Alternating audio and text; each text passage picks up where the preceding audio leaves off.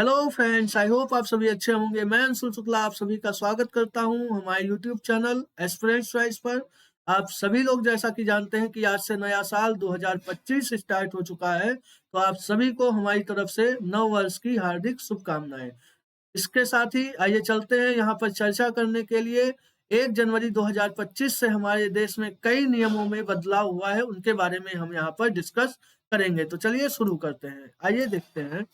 सबसे पहला नाम आप सभी लोगों ने सुना हुआ होगा, यूनिफॉर्म सिविल कोड या फिर यूसीसी। इस शब्द को आप सभी लोगों ने न्यूज में या न्यूज़पेपरों में कई बार देखा होगा, कई बार सुना होगा, और इस पर कई सारे डिबेट्स भी आपने देखे होंगे।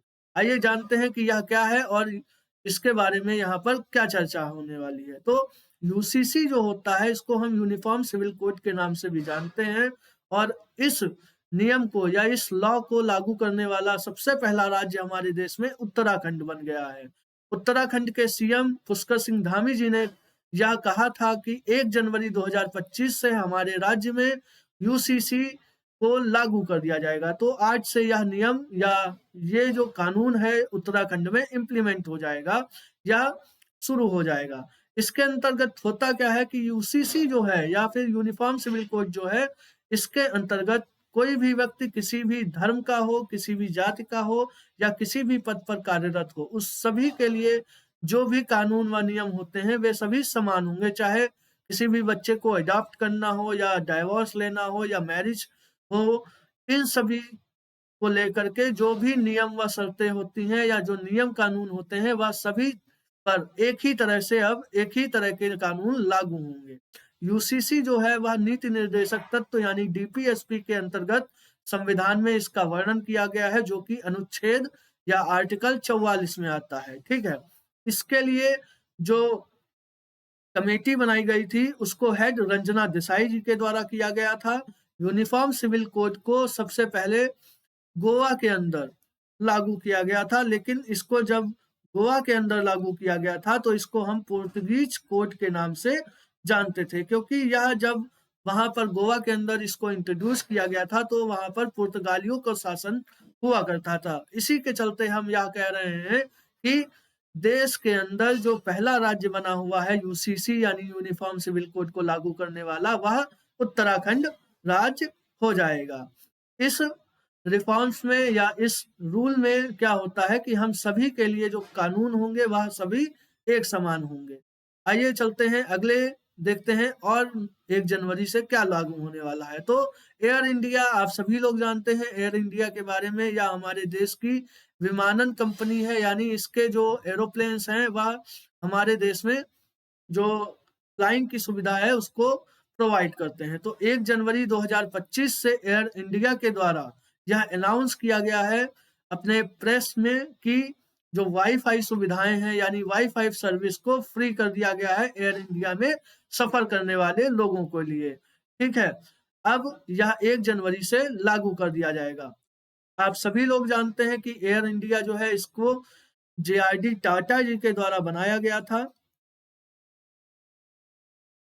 और इसका हेडक्वार्टर न्यू दिल्ली के अंदर स्थित है। इसकी स्टेबलाइजमेंट यानी इसकी स्थापना अगर पूछी जाती है कि एयर इंडिया की कब की गई थी, तो 1932 में यानी 1932 में एयर इंडिया को स्थापित किया गया था इस कंपनी को। यह एक बेहतरीन तोहफा है हमारे देश के उन लोगों के लिए जो एरोप्लेन्स वगैरह में यात्रा करते हैं, उन सभी के लिए यह एक बेहतरीन तोहफा है 1 जनवरी का यानी नए साल पर, जो कि एयर इंडिया के द्वारा दिया गया है। अगर हम आपसे पूछा जाता है कि हमारे देश के एविएशन मिनिस्टर कौन हो जाएंगे, तो यह राम मोहन नायडू जी हो जाएंगे,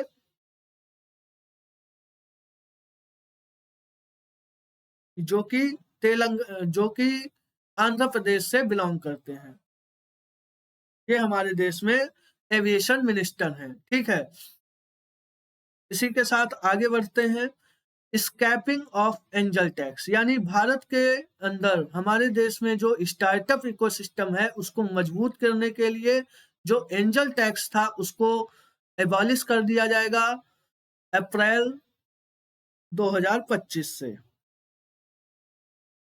अप्रैल 25 से एंजल टैक्स जो हमारे देश में लगाया गया था उसको पूरी तरह से खत्म कर दिया जाएगा। ठीक है, इससे होगा क्या कि जो स्टार्टअप हमारे देश में लोग शुरू करना चाहते हैं उनको जो फाइनेंशियल सपोर्ट दिया जाता है उस पर अब आगे से कोई भी तरह का टैक्स नहीं लगाया जाएगा। इससे हमारे देश में जो स्टार्टअप्स हैं उनको मजबूती मिलेगी और लोग जो नई स्टार्टअप्स को शुरू करना चाहते हैं उनको बढ़ावा दिया जाएगा। इससे हमारे जीडीपी की जो हमारी अर्थव्यवस्था है उसमें तेजी आएगी या उसको मजबूती मिलेगी। तो एंजल टैक्स जो होते हैं, आप सभी लोग बता दें कि अगर एंजल टैक्स नहीं जानते हैं तो एंजल टैक्स वे होते थे जैसे कि अगर आप कोई स्टार्टअप शुरू करना चाहते हैं तो स्टार्टअप के समय पर लोग ये सोचते हैं कि आपका आइडिया आगे बढ़ेगा या नहीं, तो उसके लिए जो फंडिंग होती है वो काफी ज्यादा रिस्की होती है, वह मिलना काफी कठिन होता है। लेकिन कुछ समय पहले जो भारत सरकार थी, उनकी जो फाइनेंशियल मिनिस्टर है निर्मला सीतारमण जी, उन्होंने इस पर भी टैक्स लगा दिया था, तो इसको एंजल टैक्स कहते हैं। अगर कोई आदमी जो स्टार्टअप होता है उसके लिए फंडिंग करता है तो इसको एंजल टैक्स एंजल बोला जाता है। तो इस पर भी टैक्स लगा दिया गया था जिसको एंजल टैक्स कहा जा रहा था। कई विरोध के चलते इसको सरकार के द्वारा यह निर्णय लिया गया है कि अप्रैल 2025 से एंजल टैक्स को हमारे देश में पूरी तरह से एबॉलिश कर दिया जाएगा, खत्म कर दिया जाएगा। यह एक बेहतरीन तोहफा है स्टार्टअप शुरू करने वाले लोगों के लिए। आइए चलते हैं आगे। वन नेशन वन इलेक्शन, इस शब्द को भी हमारे देश के अंदर आप सभी ने न्यूज चैनल्स पर, न्यूज़पेपर्स में कई बार सुना हुआ होगा कि वन नेशन वन इलेक्शंस जो है इनके लिए प्राविधान को लोकसभा में लाया गया है। एक देश एक चुनाव के लिए जो कमेटी बनाई गई थी, रामनाथ कोविंद जी जो कि हमारे पूर्व राष्ट्रपति थे, इनके अंडर में इन्होंने इस कमेटी को हेड किया तथा अपना जो रिपोर्ट थी उसको राष्ट्रपति को सौंपा था। इसके बाद जो हमारे लॉ मिनिस्टर हैं उन्होंने लोकसभा में अभी जो विंटर सेशन हुआ था उसमें इसको प्रस्तुत किया। वहां पर ये जो आपका बिल है वह पूरी तरह से बहुमत से पास नहीं हो पाया है, लेकिन लोकसभा स्पीकर के द्वारा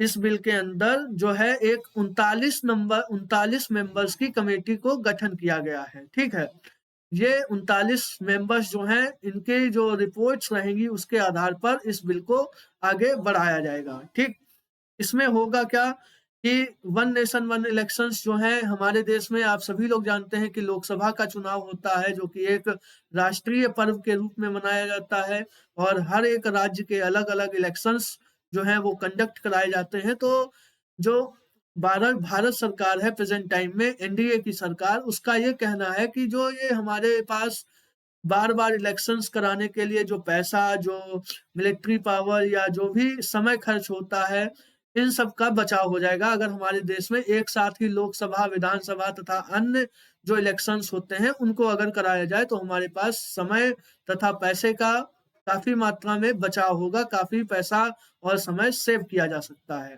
ठीक है, इसके चलते वन नेशन वन इलेक्शंस के लिए 39 सदस्यीय समझ यानी 39 मेंबर की एक कमेटी को बनाया गया है जिसकी अध्यक्षता पीपी चौधरी जी के द्वारा किया जाएगा। ठीक है, तो यह एक काफी ज्यादा बेहतर बड़ा इनिशिएटिव हो सकता है 2025 के अंदर, जो कि हो सकता है कहीं ना कहीं ये चीज एक तरह से जो है अच्छी भी हो जाएगी। इससे हमारा समय और जो हमारे देश का पैसा है वह काफी हद तक की बचेगा।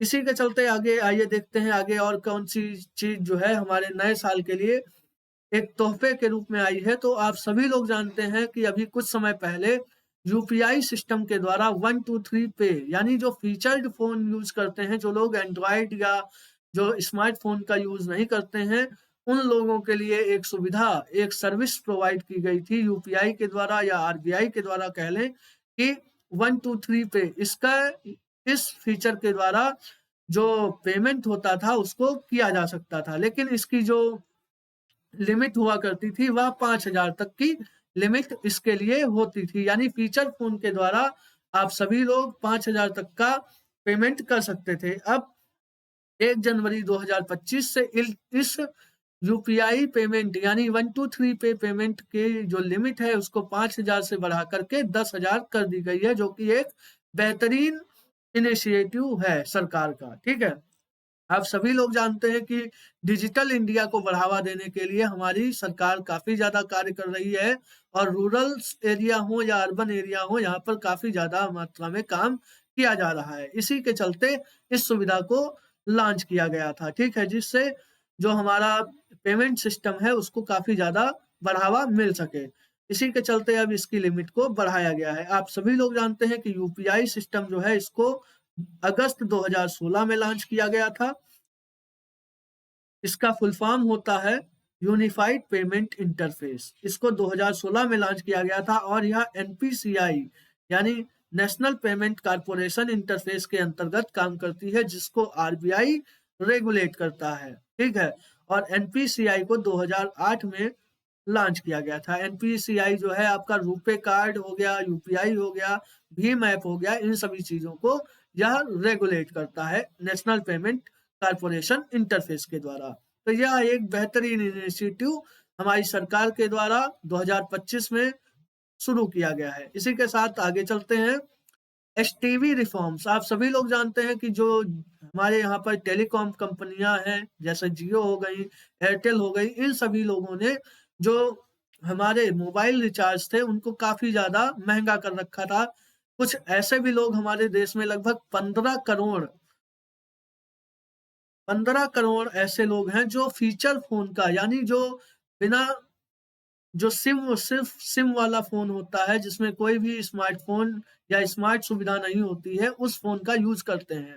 लेकिन अभी हाल ही में जो जियो या एयरटेल या अन्य जो हमारे देश में वोडा वगैरह कंपनियां हैं, उनके द्वारा जो उसके रिचार्ज होते हैं वह सिर्फ स्पेशल टैरिफ वाउचर्स वाले रिचार्ज रह गए थे। इन सभी चीजों के चलते जो आम आदमी है या जो फीचर फोन यूज करते हैं, उनके पास डाटा का तो कोई काम होता नहीं है, इसलिए वो डाटा उनके लिए बेकार होता था। लेकिन जो टॉक टाइम रिचार्ज हुआ करते थे उनको कंपनियों ने बंद कर दिया था, जिसके चलते काफी ज्यादा रिचार्ज महंगे हो गए थे और आदमी को असुविधा होती थी। जिसके चलते जो telecom regulatory authority of India यानी ट्राई है, उसने अभी हाल ही में कहा है कि जनवरी 2025 से जो टेलीकॉम कंपनियां हैं, जैसे जियो हो गया या एयरटेल वगैरह हो गए, जो लोग टेलीकम्युनिकेशन को प्रोवाइड करते हैं, इनके द्वारा एसटीवी रिफॉर्म्स किए जाएं, यानी अपनी जो वॉइस और एसएमएस के लिए अलग रिचार्ज है उसको पेश कीजिए। ट्राई के द्वारा इसको दिया गया है, यानी एक टॉक टाइम रिचार्ज मिनिमम आप जितना भी रख सकें उसको लॉन्च किया जाए जनवरी 2025 से। और इस जो ये टेलीकम्युनिकेशन रिचार्ज वाली जो सुविधा है, इसको 2025 जनवरी 23 जनवरी 2025 तक लागू करने की जो आदेश हैं वो ट्राई के द्वारा दिया गया है। ट्राई को 1997 में बनाया गया था, और इसके प्रेजेंट टाइम में अगर हेड आपसे पूछ लिए जाए तो वह अनिल कुमार हो जाएंगे। इसके चलते यानी एसटीवी रिफॉर्म्स जो किए गए हैं, यानी जो रिचार्ज और एसएमएस के लिए अलग से नए प्लान्स लाए जाएंगे, उसके चलते फीचर फोन वाले जो हमारे 15 करोड़ ग्राहक हैं या कस्टमर्स हैं, उनको काफी ज्यादा लाभ होने वाला है, और यह टेलीकम्युनिकेशन कंपनियों के लिए एक बड़ा झटके के रूप में देखा जा सकता है। आइए आगे की ओर चलते हैं। ईपीएफओ रिफॉर्म्स, अभी हमारी भारत सरकार के द्वारा जो कर्मचारी भविष्य निधि संगठन है, इसमें कई सारे बदलाव किए गए हैं। ईपीएफओ के द्वारा पेंशन भोगियों यानी जो पेंशनर्स होते हैं उनके लिए एक शानदार सुविधा की शुरुआत की गई है, जिसमें जो पेंशनर्स होते हैं वह अब देश के किसी भी बैंक से अपनी पेंशन की जो धनराशि होती है उसको निकाल सकते हैं। यानी जो आपको दिक्कतों का सामना बैंक वगैरह में लाइन या इन सब चीजों का भीड़ का सामना करना पड़ता था पेंशनर्स को, उन सभी चीजों को अब खत्म करने के लिए यह एक बेहतरीन इनिशिएटिव या बेहतरीन सुविधा लॉन्च की गई है, जो कि एक अच्छा इनिशिएटिव कहा जा सकता है। आइए आगे चलेंगे, देखते हैं किसान क्रेडिट कार्ड। आप सभी लोग जानते हैं कि भारत सरकार के द्वारा किसानों की आय को दोगुना करने के लिए प्रतिदिन कई सारी सुविधाओं को लॉन्च किया जा रहा है, कई सारी स्कीम्स आ रही हैं और आप सभी जैसा कि जानते हैं कि किसान सम्मान निधि वगैरह भारत सरकार के द्वारा किसानों को डायरेक्ट बेनिफिट ट्रांजैक्शन के रूप में यानी डायरेक्ट उनके खाते में दी जाती है। इसी के चलते नए साल से जो बिना सिक्योरिटी लोन की सीमा है, ठीक है, उस पर जो उसकी लिमिट है यानी आपको बिना किसी सिक्योरिटी के जो लोन लिया जाता है उस पर कोई भी किसान ले सकता है, उसकी सीमा 2 लाख रुपए तक की कर दी गई है। अगर आप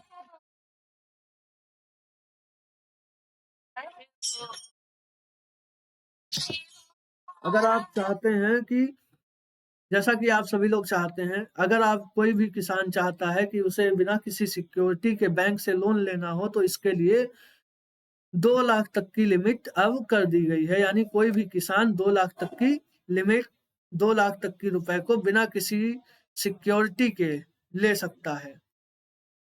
ठीक है? तो इस चीज को जो शुरू किया गया था 1998 में इस स्कीम को शुरू किया जाता है और इसके लिए जो नाबार्ड है उसने प्रमोट किया था। यानी इस किसान क्रेडिट कार्ड जो स्कीम है वह 1998 में नाबार्ड के द्वारा शुरू की गई थी।